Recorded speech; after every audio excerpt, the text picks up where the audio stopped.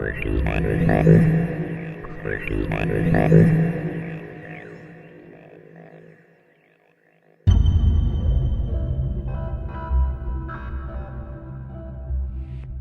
everyone, Arioch with you here for this edition of Off the Cuff. Now you might be wondering why I didn't post one last week. Well, it's because I was kind of busy reorganizing things here in this magic room. I brought my 2 cabinets all the way across the floor, which was no small feat in itself because they weigh a ton. And this floor has a bit of an incline on it, and I managed to lock them in place. Reorganized a few things over there. I got some costumes for the videos over there, and redid a bunch of the magic stuff. Now this is still a work in progress. I figured since we've already covered everything that's in these cabinets, you know, I ran out of cuffs. I mean, I haven't gotten anything new. So what are we going to talk about? Well, I figured why not take you through some of my favorite cuffs and explain why they're my favorites, okay? And I figured that we would start with these guys. These are the Cummings, and this was the first pair that I bought. And when I got them, I got these actually online. Now I knew from the photos that they had this repair on them, and you know so it was fine. When I got them, I was fine with that. No problem there.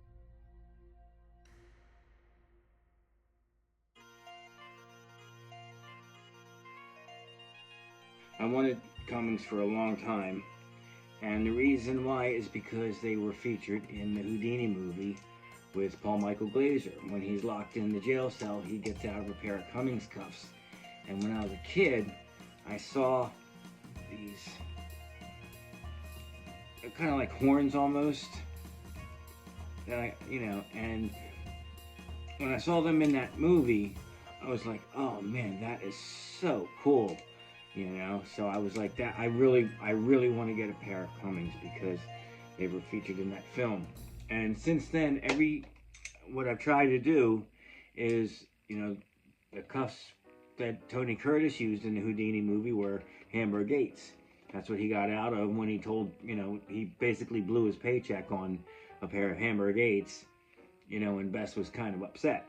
And so I always wanted a pair of Hamburg Gates. Eventually, bought a pair, and now I have several. But that's why I wanted these, because of that movie. And after I got these, and I gave them to myself for Christmas, they worked perfectly. I found another pair that were not repaired, an unrepaired pair. And the difference is these ones are missing a lot of the plating, but still very cool. And I love the cross hatching on these things. I love the keyhole. These are really a really cool design for cuffs. I just dig everything about these things. And they're often mistaken for the Carberries, which I do not have yet. I really need to get a pair of Carberries. But, I mean, and it's cool if you look up the ad, and I might post, if I can find the picture of it, I'll put it at the end of the video. But if you look up the ad that these cuffs, when they first came out, that they advertised for them, the drawing is amazing because, it says that this is the design of it to be able to open and close real quick. And also it has the double lock button, of course. I'm going to do it on the unrepaired side so that you can hear the click. Ready? What you do is you just go. And now they're ready to be locked. Boom. And then you need the key to get them out. Open. But this way they can be carried unlocked by the cop.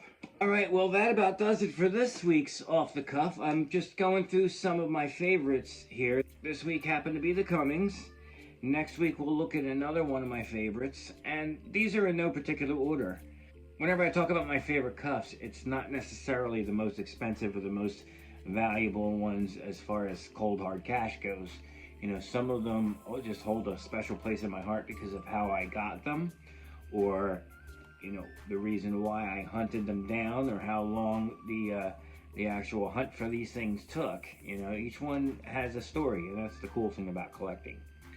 So anyway, I hope you guys enjoyed this one. and we will see you guys again next time.